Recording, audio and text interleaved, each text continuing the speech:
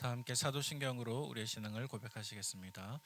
전능하사 천지를 만드신 하나님 아버지를 내가 믿사오며 그 외아들 우리 주 예수 그리스도를 믿사오니 이는 성령으로 잉태하사 동정녀 마리아에게 나시고 본디오 빌라도에게 고난을 받으사 십자가에 못 박혀 죽으시고 장사한 지 사흘 만에 죽은 자 가운데서 다시 살아나시며 하늘에 오르사 전능하신 하나님 우편에 앉아 계시다가 저리로서 산자와 죽은 자를 심판하러 오시리라.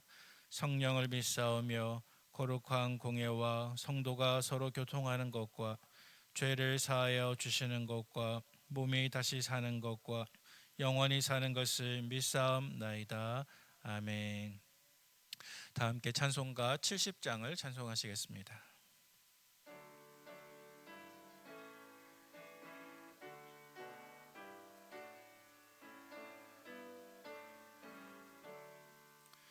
피난처 있으니 환난을 당한 자 이리 오라. 땅들이 변하고 물결이 일어나 산 위에 넘치되 두렵지 않네. 이방이 떠들고 나라들 모여서 진동하나. 우리 주 목소리 한번 바라시며 천하의 모든 것 망하겠네. 만유주 하나님 우리를 도우니 피난처요. 세상의 난리를 그치게 하시니 세상에 장검이 쓸데없네. 높으신 하나님 우리를 구하니 할렐루야. 괴로움이 심하고 환난이 극하나 피난처 되시는 주 하나님. 아멘. 이 시간 함께 보실 하나님 말씀은 로마서 9장 1절에서 18절까지 말씀입니다. 신약성경 251면쯤에 있는 로마서 9장 1절에서 18절까지 말씀인데요. 본문이 길기 때문에 봉독은 8절까지 한 절씩 교독하도록 하겠습니다. 8절까지입니다. 내가 그리스도 안에서 참말을 하고 거짓말을 아니하노라. 나에게 큰 근심이 있는 것과 마음에 그치지 않는 고통이 있는 것을 내 양심이 성령 안에서 나와 더불어 증언하노니, 나의 형제 곧 고려거의 친척을 위하여 내 자신이 저주를 받아 그리스도에게서 끊어질지라도 원하는 바로라. 그들은 이스라엘 사람이라. 그들에게는 양자됨과 영광과 언약들과 율법을 세우신 것과 예배와 약속들이 있고 조상들도 그들의 것이요 육신으로 하면 그리스도가 그들에게서 나셨으니 그는 만물 위에 계셔서 세세의 찬양을 받으실 하나님이시니라. 아멘. 그러나 하나님의 말씀이 패하여진 것 같지 않도다. 이스라엘에게서 난 그들이 다 이스라엘이 아니요 또한 아브라함의 씨가 다 그의 자녀가 아니라 오직 이삭으로부터 난 자라야 내 씨라 불리리라 하셨으니, 함께요. 곧 육신의 자녀가 하나님의 자녀가 아니요 오직 약속의 자녀가 씨로 여기심을 받느니라. 아멘. 하나님께 나오실 때 5분의 성도님께서 1,000번째 예물을 하나님께 드리셨습니다. 오늘은 로마서 9장 앞부분에 있는 말씀을 함께 묵상해 보고자 합니다. 오늘 본문의 내용을 먼저 간략하게 요약을 해드리면, 오늘 본문에서 사도 바울은 먼저 자기 마음속에 있는 큰 근심과 고통에 대해서 나누고 있습니다. 그것은 자기의 동족 유대인 이스라엘 민족들이 하나님 앞에서 구원을 다 받지 못하는 상황에 대해서 마음 아파하고 근심하고 있다라고 우리가 오늘 읽은 말씀에서 고백을 합니다. 그 다음 사도 바울은 그러나 왜 어떤 사람은 구원을 받고 어떤 사람은 구원받지 못하는 문제에 대해서 구원은 혈통이 아니라 믿음으로 받기 때문이라고 설명을 하고 있습니다. 그리고 오늘 본문의 마지막 부분에서 이러한 믿음은 어디까지나 하나님의 선물이고 또 특별히 하나님의 자비하신 예정하심을 입어서 구원을 얻는 것이다 라고 말씀하고 있는 것이 오늘 우리가 묵상할 9장 앞부분의 주요한 내용이 되겠습니다. 저는 오늘 이 본문을 세 부분으로 따라서 나누어서 생각해 보려고 하는데요. 먼저 첫 번째로는 사도 바울의 고통이고요. 1절에서 5절까지. 두 번째는 믿음으로 얻는 구원에 대해서 6절에서 9절까지 살펴보고, 마지막 세 번째로는 하나님의 예정으로 얻는 구원에 대해서 10절에서 19절 말씀을 통해 묵상해 보고자 합니다. 먼저 첫 번째로는 사도 바울의 고통입니다. 앞서 말씀드린 것처럼 사도 바울 속에 있었던 말할 수 없는 탄식과 근심은 자기의 동족 유대인들이 모두 다 구원받지 못한다라는 상황 때문에 그러한 근심이 찾아왔다 말씀하고 있습니다. 1절과 2절에 제가 봉독해 보겠습니다. 내가 그리스도 안에서 참말을 하고 거짓말을 아니하노라. 나에게 큰 근심이 있는 것과 마음에 그치지 않는 고통이 있는 것을 내 양심이 성령 안에서 나와 더불어 증언하노니. 자, 여기서 사도 바울에게 있었던 안타까운 마음과 근심은 무엇이냐 하면요, 어떻게 그들이 구원을 놓칠 수 있는가 하는 문제입니다. 아니, 어떻게 하나님의 백성으로 선택받은 이 이스라엘 민족이 구원을 놓칠 수 있는가에 대한 안타까운 마음이 드러나 있다는 것입니다. 우리가 읽었지만 4절과 5절 말씀을 눈으로 보시면 이 유대인들에게는 다른 민족에게 허락되지 않았던, 따라서 어떤 면에서는 다른 민족들보다 더 훨씬 구원에 가까울 수밖에 없었던 수많은 특권들이 있었습니다. 양자됨과 영광과 언약들과 율법을 세우신 것과 예배와 약속들이 그들에게 있었다라는 것입니다. 그리고 그 무엇보다도 가장 중요한 것은 바로 그리스도가 그들에게서 나셨다라는 사실입니다. 그리고 5절 말씀에서 나오는 것처럼 이 그리스도는 곧 하나님이셨습니다. 그럼에도 불구하고 이 유대인들은, 이스라엘 민족들은 육신적인 혈통을 의지하고 또 율법을 의지하고 참 약속의 메시아 되신 그리스도는 믿지 못하고 영접하지 않고 거절하였습니다.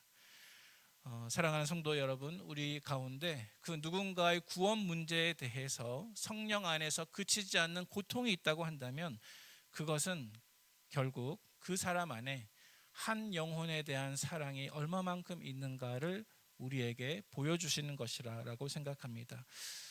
혹시 여러분들 안에는 그러한 고통이 있으십니까? 혹시 내 안에 영혼들 때문에 오는 근심과 고통이 없다라고 한다면 어쩌면 내 안에 어느 순간 영혼에 대한 사랑이 메말라 버렸구나 하고 우리가 다시 한번 생각해보는 계기도 될 수 있을 것이라 생각합니다.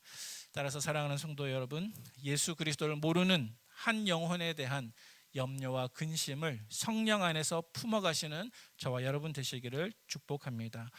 오늘 본문의 두 번째 부분으로 나아가도록 하겠습니다. 오늘 본문의 두 번째 부분은 믿음으로 얻는 구원이고요, 6절에서 9절까지 말씀에 해당이 됩니다. 먼저 6절과 7절 말씀에 이렇게 나와 있습니다. 그러나 하나님의 말씀이 패하여진 것 같지 않도다. 이스라엘에게서 난 그들이 다 이스라엘이 아니요 또한 아브라함의 씨가 다 그의 자녀가 아니라 오직 이삭으로부터 난 자라야 내 씨라 불리리라 하셨으니. 아멘. 자, 6절 상반절 말씀에 보면은 사도 바울이 이렇게 말을 하고 있습니다. 그러나 하나님의 말씀이 패하여진 것 같지 않도다. 다시 말해서 하나님의 말씀이 패하여지지 않았다, 실패하지 않았다라고 사도 바울은 말씀하고 있습니다.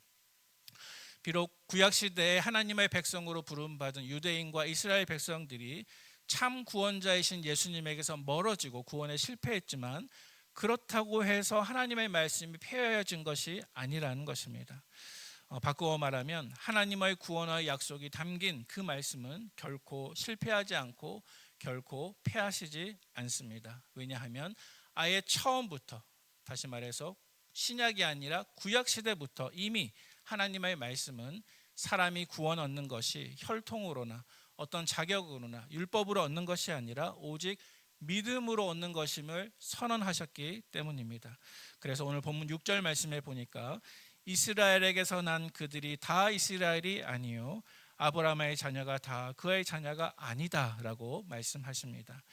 여러분, 사실 아브라함에게는 이삭 한 사람만 자녀로 있었던 것이 아니죠. 이삭 이전에 하갈에게서 난 이스마엘이 있었고, 또 이삭 이후에도 사라가 죽었을 때 그두라라고 하는 후처를 취하여서 6명의 자녀를 더 둔 것을 우리가 성경을 통해서 확인할 수가 있습니다. 이렇게 많은 자녀가 있었지만 오직 약속의 자녀는 아브라함의 아내 사라에게서 태어난 그 이삭의 후손들만 하나님께서 인정하시는 약속의 자녀가 되었다라는 사실입니다. 그래서 8절 말씀 속에서 설명하기를 이렇게 말씀합니다. 곧 육신의 자녀가 하나님의 자녀가 아니요 오직 약속의 자녀가 씨로 여기심을 받느니라. 아멘. 여기서 약속의 자녀, 이것은 믿음의 자녀를 뜻하는 것입니다. 우리가 잘 알고 있는 것처럼 하나님께서 아브라함이 75세 때 부르시고 아무런 후사가 없던 그에게 하늘의 별과 같이 바다의 모래와 같이 수많은 자손을 약속하셨습니다. 그리고 이것은 당시의 아브라함에게는 이루어질 수 없는 불가능한 일이었습니다. 그럼에도 불구하고 아브라함은 그것을 믿었습니다. 그리고 하나님은 이러한 믿음을 그 의로 여기셨습니다.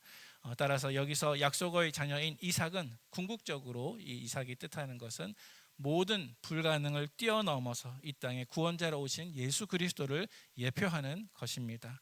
따라서 하나님의 말씀은 처음부터 아브라함의 모든 자손이 혈통으로 자동적으로 구원을 얻는 것이 아니라 오직 약속의 자녀인 이삭이 보여줄 예수 그리스도를 믿음으로 구원받는 것이었기 때문에 누구든지 이 구원 약속 안에 있으면 구원을 받습니다. 따라서 하나님의 말씀은 결코 폐하여지는 것이 아닙니다. 저와 여러분들도 이 약속 안에 머물러 있기 때문에 내 자격으로 혹은 우리의 혈통으로 구원을 받는 것이 아니라 오직 예수 그리스도를 믿음으로 구원받는 것임을 확신하시는 저와 여러분 되시기를 축복합니다. 마지막 세 번째로 오늘 본문은 하나님의 예정으로 얻는 구원에 대해서 우리에게 설명하고 있습니다. 10절에서 19절까지에 해당하고 있습니다. 사도 바울은 오늘 로마서 9장 말씀 속에서 자기 마음속에 있는 고통에 대해서 나누었고, 또 두 번째로 혈통이 아니라 약속의 자녀, 즉 믿음으로 인해서 얻는 구원에 대해서 설명한 이후에 마지막으로 그러면 동족 가운데 혹은 사람들 가운데 어떤 이는 구원을 받고 또 어떤 이는 구원을 받지 못하는 그 이유가 무엇인지에 대해서, 그것은 오직 하나님의 자비로운 선택에 달려 있다라고 하는 것을 우리에게 말씀하고 있습니다. 그리고 이 말씀 가운데 등장하고 있는 하나님의 자비로운 선택이 바로 우리가 따르고 있는 칼빈주의의 예정론이 되겠습니다. 11절과 12절 말씀을 함께 보도록 하겠습니다. 우리 11절과 12절 말씀 같이 한번 봉독해 보겠습니다.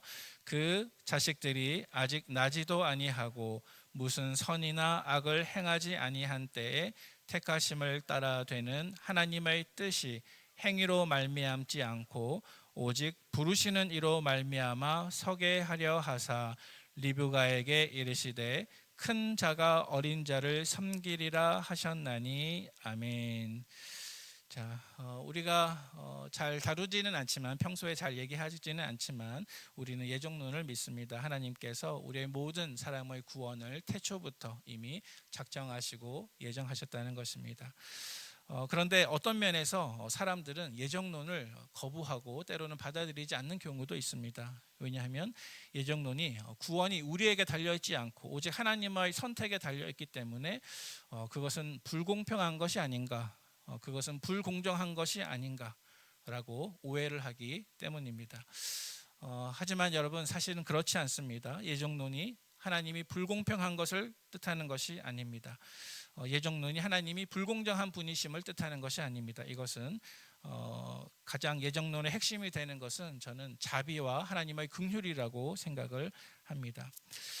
예정론의 핵심을 오해해서 구원받지 못한 사람의 그 이유가 하나님께 선택받지 못했기 때문에, 따라서 이 사람의 구원받지 못하는 그 모든 원인은 하나님의 선택하지 않으심에 있다라고 이렇게 오해하게 된다면 우리가 예정론에 대해서 크게 잘못 오해하는 것입니다.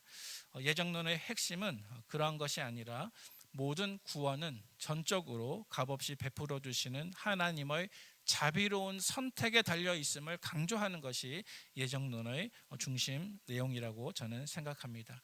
사도 바울은 이 이야기를 설명하면서 야곱과 에서 그리고 출애굽 시대의 마음이 강팍했던 바로 이야기를 들어서 이 이야기를 설명하고 있습니다. 이 시간에 모든 내용을 깊게 다룰 수는 없겠지만은 11절과 13절 우리가 읽은 내용에 보면은 아직 에서와 야곱이 이 땅에 태어나기도 전에, 다시 말해서 리브가의 뱃속에서 태어나기도 전에 하나님께서 말씀하시기를 큰 자가 작은 자를 섬기리라 라고 말씀하셨습니다.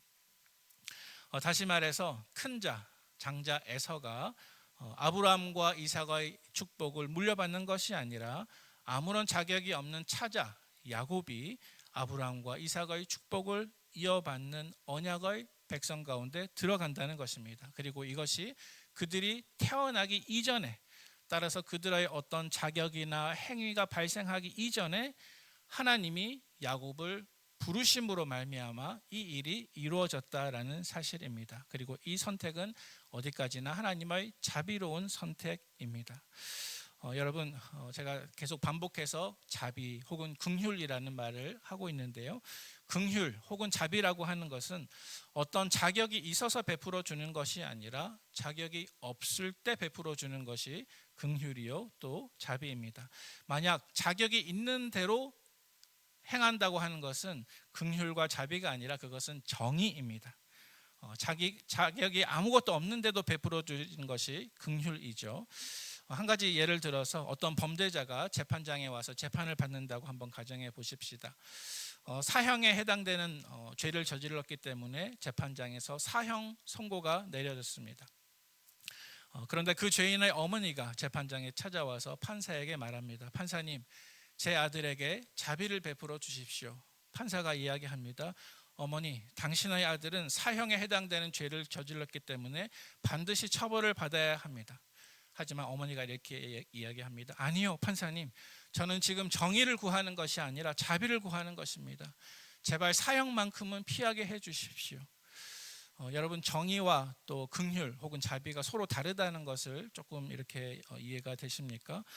정의와 긍휼은 서로 다른 것입니다. 정의는 행한 대로 자격대로 치르는 것이 정의라고 한다면 또 그의 반대말이 불의가 되겠죠. 정의의 반대말이 불의가 되겠죠. 하지만 긍휼이라고 하는 것은 자격이 없는데도 베풀어 주는 것이 긍휼입니다. 긍휼의 반대말은 불의가 아니고 무엇일까요? 무자비, 긍휼 없음, 이런 말이 되겠죠. 따라서 오늘 본문 말씀에 이렇게 설명하고 있습니다. 14절과 15절 말씀을 한번 제가 봉독해 보겠습니다. 그런즉 우리가 무슨 말을 하리요? 하나님께 불의가 있느냐? 그럴 수 없느니라. 모세에게 이르시되 내가 긍휼히 여길 자를 긍휼히 여기고 불쌍히 여길 자를 불쌍히 여기리라 하셨으니 아멘. 자, 사랑하는 성도 여러분, 왜 야곱은 예정하심을 받았고 또 에서는 예정을 받지 못했을까요? 하나님이 불의하시기 때문입니까? 결코 아닙니다. 우리가 알아야 할 것은 사실은 야곱도 죄인이었고 에서도 죄인이었습니다. 둘 다 아무런 자격이 없었습니다. 하지만 그럼에도 불구하고 긍휼이 무엇입니까? 자격 없는 사람에게 베풀어 주는 것이 긍휼입니다. 어떤 사람이 긍휼을 베풀지 않았다고 해서 그 사람이 곧 불의한 사람이 되는 것이 결코 아닙니다. 왜냐하면 긍휼은 마치 선물과 같은 것이기 때문에 그 주도권이 나에게 달려 있지가 않습니다. 예수님의 비유 가운데 이러한 비유가 있습니다. 포도원 품삯의 비유인데요. 우리가 잘 알고 있지만요. 포도원 주인이 있었습니다. 하루에 한 데나리온씩 주기로 약속하고 품꾼들을 모았습니다. 오전 9시에 왔고 정오 12시에 왔고 오후 3시에 왔고 오후 5시에 각각 일꾼들이 왔습니다. 그리고 주인은 이 모든 사람들에게 똑같이 한 데나리온을 주었습니다. 따라서 오후 5시에 온 일꾼도 한 데나리온, 오전 9시에 와서 일을 많이 한 일꾼도 결국 한 데나리온이었습니다. 그래서 먼저 온 일꾼들이 주인을 원망합니다. 왜 우리에게 더 많이 주지 않습니까? 그런데 주인이 이렇게 말하죠. 나와 당신이 원래 한 데나리온을 약속하지 않았는가? 내가 내 것을 가지고 선하게 행한다고 해서 네가 나를 악하다고 보느냐? 이것이 하나님의 자비하심에 대한 예수님의 설명이었습니다. 여러분, 우리는 성경을 자세하게 보아야 합니다. 비록 야곱도 에서도 둘 다 악했지만 하나님은 분명한 계획을 가지시고 아무런 자격이 없는 야곱에게 긍휼을 베풀어 주셨습니다. 그리고 분명한 것은 무엇이냐면 이 둘이 장성했을 때 에서는 장자권을 무시했고 야곱은 장자권을 소중하게 생각했다는 것입니다. 그래서 아브라함과 이삭과 에서의 하나님이 아니요 아브라함과 이삭과 하나님의 약속된 예정을 받은 야곱의 하나님이 되셨다라는 것입니다. 사랑하는 성도 여러분, 저와 여러분들은 어떻습니까? 저와 여러분들도 마찬가지 아니겠습니까? 저와 여러분들도 아무런 자격이 없는 가운데 하나님의 자비하신 예정을 입어서 아브라함의 축복을 이어받는 야곱이 저와 여러분인 것을 확신하시기를 바랍니다. 비록 오후 5시에 왔지만 오전 9시에 온 사람들과 똑같은 품삯을 받는 그러한 긍휼을 입은 사람들이 바로 저와 여러분인 것을 기억하시기를 바랍니다. 하나님께서는 저와 여러분들을 향하여 크고 놀라운 선한 계획을 가지고 계십니다. 말씀을 정리하도록 하겠습니다. 지금 이 시간 말씀을 듣는 여러분들 중에는 하나님께서 과연 나에게 선한 계획을 가지고 계실까? 라고 의심이 들 만큼 힘든 상황을 겪는 분들도 계실 것입니다.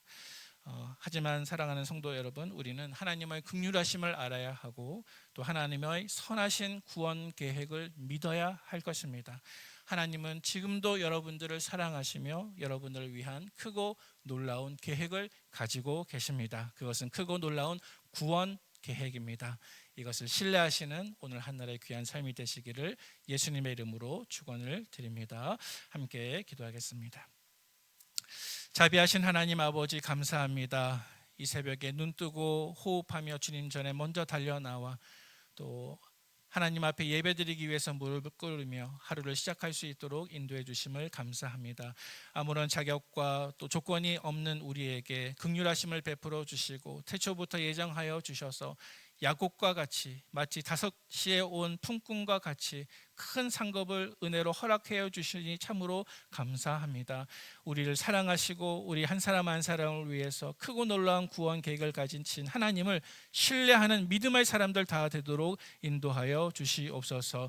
오늘 이 시간 주님 앞에 나올 때 귀한 1,000번째 예물을 하나님께 드린 손길이 있사오니 기억하여 주시고 드린 모든 손길들 가운데 하나님께 아뢰는 기도의 제목들이 주님의 때에 놀랍게 응답받을 수 있는 은혜를 허락하여 주시옵소서. 예수님의 귀하신 이름으로 기도하옵나이다. 아멘. 하늘에 계신 우리 아버지여, 이름이 거룩히 여김을 받으시오며 나라의 임하옵시며 뜻이 하늘에서 이룬 것 같이 땅에서도 이루어지이다. 오늘날 우리에게 일용할 양식을 주옵시고 우리가 우리에게 죄 지은 자를 사하여 준 것 같이 우리 죄를 사하여 주옵시고 우리를 시험에 들게 하지 마옵시고 다만 악에서 구하옵소서. 대개 나라와 권세와 영광이 아버지께 영원히 있사옵나이다. 아멘. 이 시간 합심해서 몇 가지의 기도의 제목으로 기도하신 이후에 개인 기도하도록 하겠습니다. 23일 금요일 CTS 아주 특별한 찬양에 많은 성도들 함께 참여하여서 은혜로운 시간 되도록 기도해 주시기를 바랍니다. 6월부터 이제 선교와 교회학교 여름 신앙 행사가 시작되게 됩니다. 준비하는 모든 과정 가운데 또 모든 결과 가운데 성령의 충만함과 기쁨을 허락하여 주옵소서. 하나님께서 우리나라를 붙들어 주셔서 대한민국의 주권자가 하나님이 되게 해주시고 또 복음으로 북한이 평화 통일될 수 있도록 함께 기도하신 이후에 개인 기도 드리도록 하겠습니다. 다 함께 기도하시겠습니다. 아버지 하나님 감사드립니다. 이 시간 주님 앞에